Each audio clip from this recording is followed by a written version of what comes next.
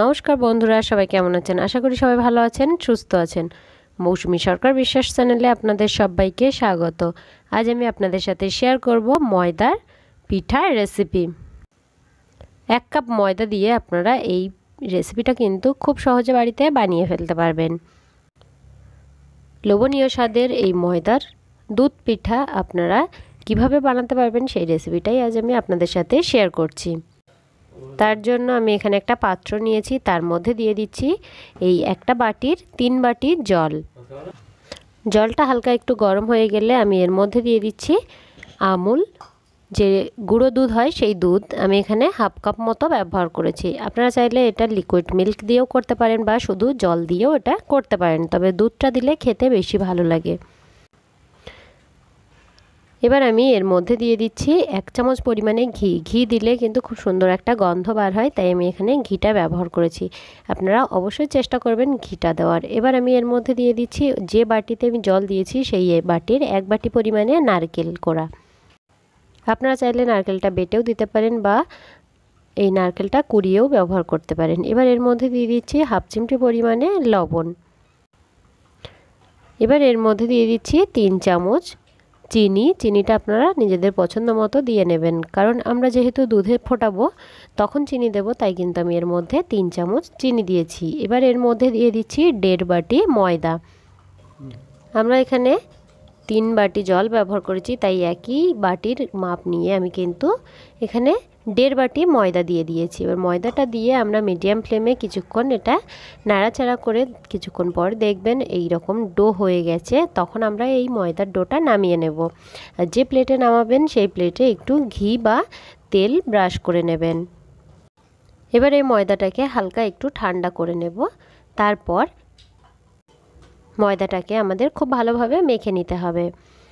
তবে ময়দাটা কিন্তু খুব বেশি ঠান্ডা করা যাবে না, হালকা একটু গরম থাকতে থাকতেই আমাদের এই ময়দাটা মেখে নিতে হবে। এই ময়দার ডোটা কিন্তু একটু কিছুক্ষণ মাখলেই খুব সুন্দর নরম হয়ে যাবে। আপনারা এইভাবে বাড়িতে অবশ্যই এই রেসিপিটা ট্রাই করতে পারেন। এই রেসিপিটা কিন্তু খেতে খুবই ভালো লাগে। আপনারা বাড়িতে এইভাবে অবশ্যই ট্রাই করতে পারেন। খুব অল্প সময়ে আপনারা এই রেসিপিটা বাড়িতে বানিয়ে ফেলতে পারবেন। এই ময়দার ডোটা আমরা কিছুক্ষণ মেখে নিয়েছি। এবার এর থেকে কিছুটা পরিমাণে আমি একটা লেচি কেটে নিয়েছি। এবার এই লেচিটাকে ভালো করে গোল করে এইভাবে একটা চ্যাপ্টা মতো শেপ দিয়ে নিয়েছি। আপনারা আপনাদের পছন্দ মতো শেপ দিয়ে এই রেসিপিটা বানিয়ে নিতে পারেন।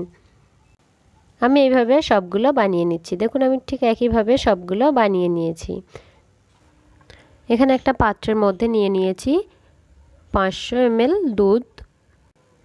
দুধটাকে খুব ভালোভাবে আমাদের জাল করে নিতে হবে।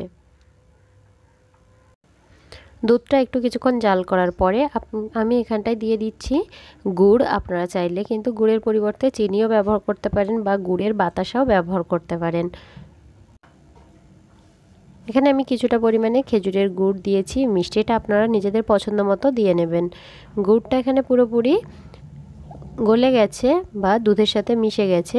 এবার আমরা এর মধ্যে দিয়ে দেব এই পিঠাগুলো দিয়ে আমরা 10 মিনিট মতো মিডিয়াম টু লো ফ্লেমে ফুটিয়ে নেব। আমার এই রেসিপিটা যদি আপনাদের ভালো লেগে থাকে তাহলে লাইক, কমেন্ট, শেয়ার করার অনুরোধ রইল।